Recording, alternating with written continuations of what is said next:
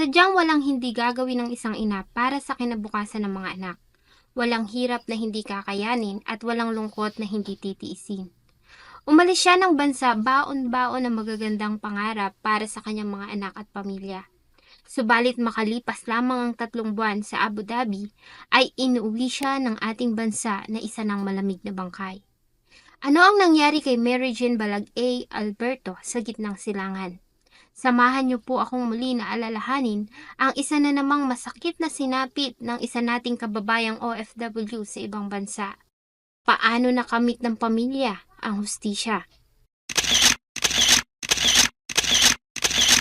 Bago ko po ipagpatuloy ang ating kwento, sa mga bago po sa channel ko at nais sa mga ganitong klase ng kwento ng krimen na nangyayari sa loob at labas ng ating bansa ay maaari pong pakipindot ang ating subscribe button at notification bell para ma-notify kayo pag may mga bago tayong upload na videos.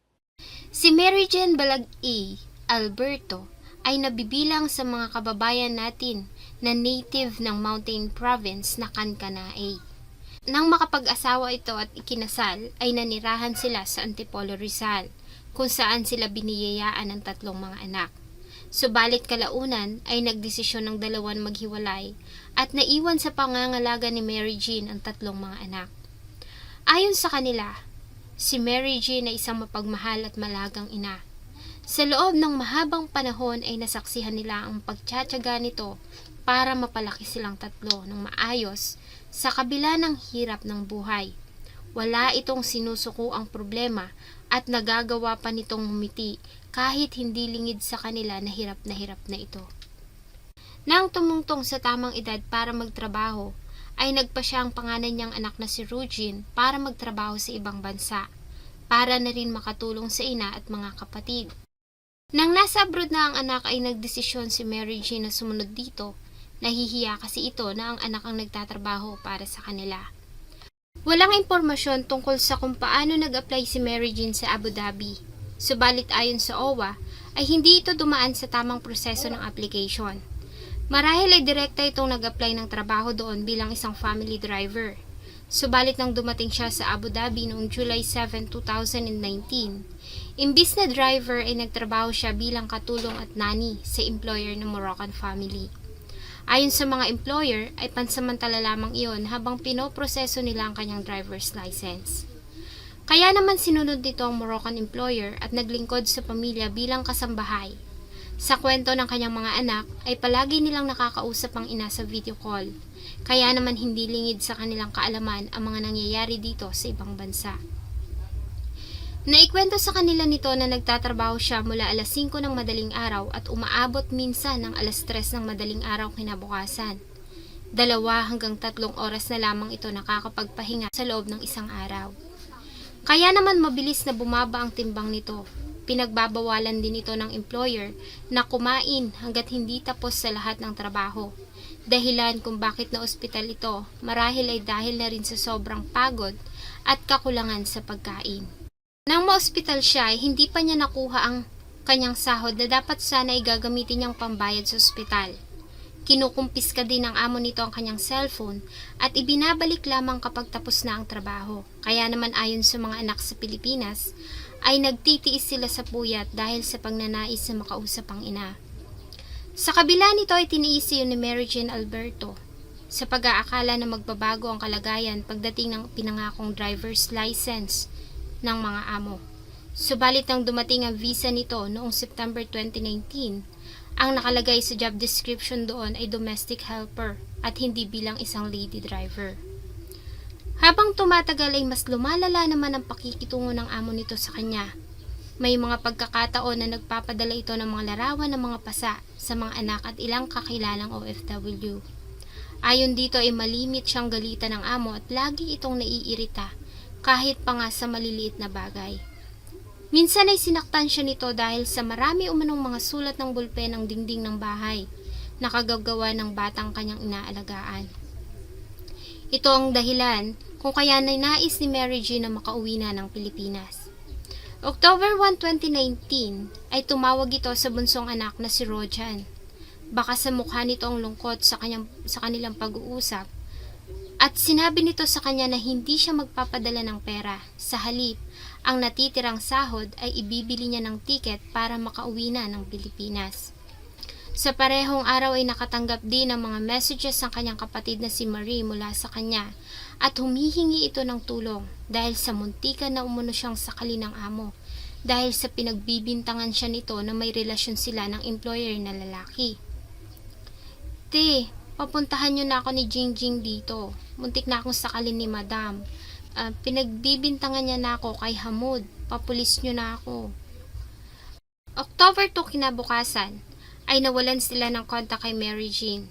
Sa labis na pag-aalala ay direktang kinontak ng kanyang anak na si Rugin, ang employer ng ina gamit ang WhatsApp nito. Alas 3:52 na ng hapon nang makatanggap sila ng reply saying, napatay na ang kanyang ina. Sa natanggap na masamang balita, ay tinawagan ni Rugin ang Moroccan employer ng ina, subalit ang sumagot noon ay ang kamag-anak nito at sinabi na magkita sila ng personal para maipaliwanag sa kanila ang nangyari.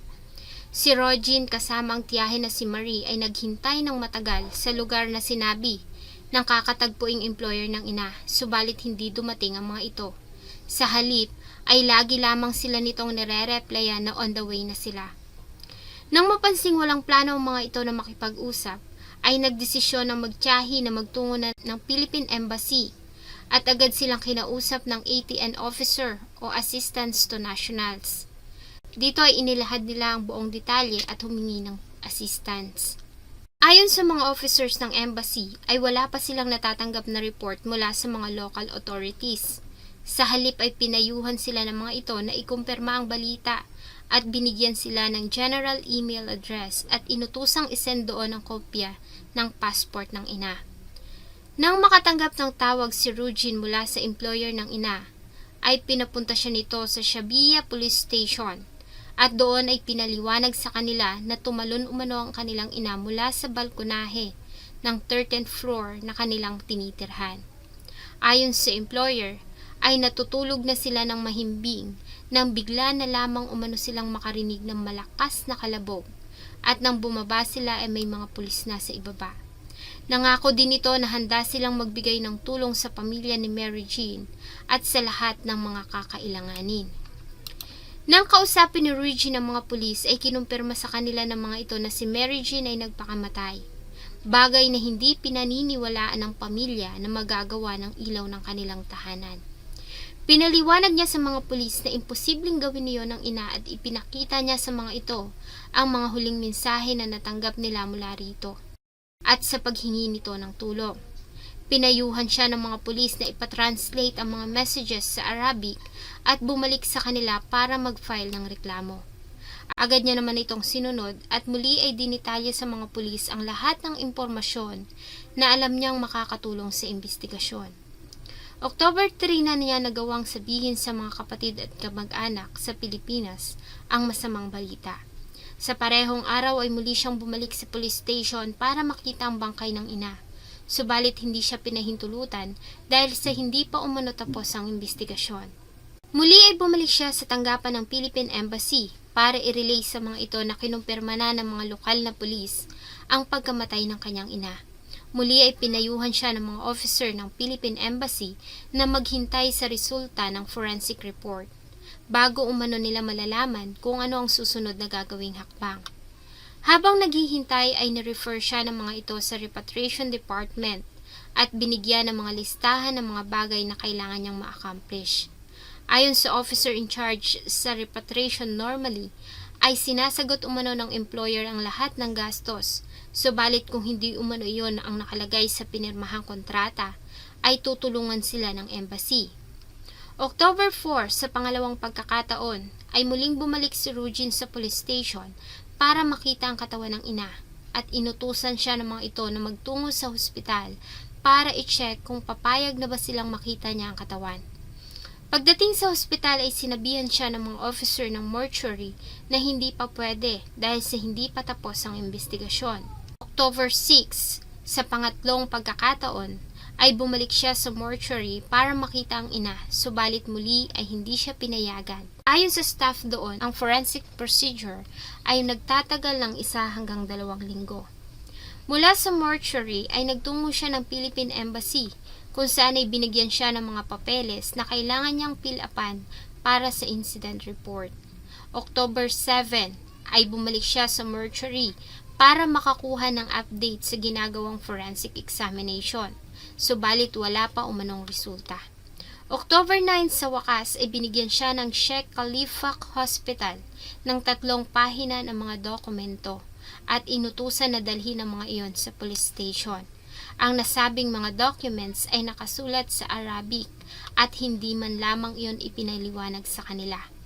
Kasabay nito, ang pamilya nila sa Pilipinas ay nagtungo sa OWA Baguio para humingi ng assistance para sa repatriation ng katawan ni Mary Jean. Dito ay sinabi sa kanila ng mga staff doon na undocumented OFW ang kanilang ina, kaya naman hindi umano ito valid na makakatanggap ng OWA assistance. Sa halip ay nirefer sila ng mga ito sa Department of Foreign Affairs sa Baguio. Nang magtungo sila sa DFA, ay sinabi sa kanila ng mga ito na nakapag-file na umano sila ng report sa DFA Abu Dhabi at kinakailangan umanong mag-file ng parehong report ang mga anak ni Mary Jean sa DFA sa Manila para sa mas mabilis na proseso. October 10 ay muling bumalik si Rugin sa police station para makuha ang mga gamit ng ina. Subalit sinabi sa kanya ng mga pulis na wala pa sa kanila ang mga gamit ng ina at nasa employer pa nito. Pagsapit ng October 11, ay mabilis nang kumalat ang balita sa mga media sa UAE at Pilipinas. Nabuo din ng Justice for Jean Alberto na Facebook page. Sa pagkalat ng balita ay saka lamang nataranta ang Philippine Embassy at agad na nag-reach out sa pamilya para mag-offer ng tulong at agad na humingi ng update sa mga pulis at morgue. Kasama ang official ng embassy at local police ay nagtungo sila Rugin sa tinitirhan ng amo ng ina sa Shams Mira Tower sa Al Reem para kunin ang mga gamit nito. Pagdating nila sa lugar ay galit pa ang Moroccan employer. Nang makita siya, nakaimpake na ang gamit ng ina na agad din namang ibinigay sa kanya. Agad naman niyang hinanap ang ilang mga personal na gamit ng ina na alam niyang makakatulong sa investigasyon, gaya ng mobile phone nito at diary. Subalit ganun na lamang ang kanyang lungkot dahil sa may mga nawawalang mensahe sa cellphone nito at maging ang diary nito ay may mga pahina na nawawala. Mula sa Al Reem ay dinala siya ng mga official ng embassy sa isang abogado para sa consultation. October 19 hanggang 20 ay official na nagsampa ng reklamo si Rugin sa korte ng Abu Dhabi. October 23 ay muling pumunta si Rugin sa OWA sa Abu Dhabi, kung saan ay sinabihan siya ng mga ito na kailangan ng approval ng main office ng OWA sa Pilipinas para sa hinihingi nilang financial support. Muli ay bumalik siya sa Philippine Embassy at pinayuhan siya ng mga ito na magsulat tungkol sa kanyang kahilingan na financial support sa OWA at i-endorse umano nila ito iyon. Sinabihan din siya ng ambassador na makipag-coordinate sa LBC para sa repatriation. October 25, ang pamilya at mga kamag-anak nila ay nakipag-usap sa mga official ng OWA sa Pasay para mag-demand ng tulong. Sa kanilang naging panayam kay OWA Administrator Hans Leo Kakdak, ay limited lamang umano ang maibibigay sa kanilang tulong ng OWA dahil sa hindi member ang kanyang ina at maaari umano itong ikagalit ng mga miyembro kung magbibigay sila ng full assistance sa isang undocumented OFW tulad ng kanyang ina. Subalit ganun pa man ay tutulong pa rin umano sila dahil sa member umano ng OWA ang kapatid nito na si Marie. October 30 ay sinundo ng kanyang pamilya ang katawan ni Mary Jean sa Ninoy International Airport. Natagalan pa ang pag-claim nila ng katawan dahil sa walang member ng OWA ang naroon para mag-assist. Kaya naman ganun na lamang ang sama ng loob ng pamilya. November 7 ay inihatid sa huling himlayan si Mary Jean sa kanilang bayan sa Antipolo, Rizal. Mula sa San Antonio de Padua Church ay dinala ito sa Providence Memorial Park. Sa kabila ng lahat ng hirap ay hindi nawala ng pag-asa ang mga anak ni Mary Jean at ginawa nila ang lahat para mabigyan ng hustisya ang sinapit ng kanilang ina. Kahit pa nga ilang beses silang pagpasapasahan ng mga tanggapan ng ating gobyerno na siya lamang inaasahan nilang makakatulong sa kanila. Sa mga ginawang pagdinig ay pinagdiinan ng depensa na imposibleng nagpakamatay si Mary Jean Alberto, base na rin sa ginawa nitong paghingi ng tulong sa mga anak at ilang kakilala ilang araw bago ang insidente. Ganun pa man ay walang sapat na ebidensya na magdidiin sa Moroccan national nitong mga amo. Subalit sa ibinigay na hatol ng Abu Dhabi Court ay napatunayang ang mga salerin ay nagkasala at napatawa ng parusang 5 taon na pagkakakulong. Bagamat hindi iyon sapat na kaparusahan para sa kanila ay bahagya namang ikinatuwa iyon ng mga nagmamahal kay Mary Jean. Dahil sa kabila ng kanilang kahirapan, kawalan ng sapat na kaalaman at hindi pagkakaroon ng sapat na tulong sa ating gobyerno, kahit papaano ay nagawa nilang mabigyan ng hustisya ang pagkamatay ng kanilang ina. Hindi man nakatanggap ng sapat na kaparusahan ayon sa kanila, ay bahala na ang Diyos na maghusga sa kanya sa oras ng paghuhukom. Salamat po sa inyong patuloy na pagtangkilik ng atin pong mga videos. Huwag niyo pong kalimutang mag-iwan ng saloobin at suggestion sa atin pong comment section. Sana po ay samahan niyo po akong muli sa susunod pa nating mga episodes. Thank you so much po and see you in my next video.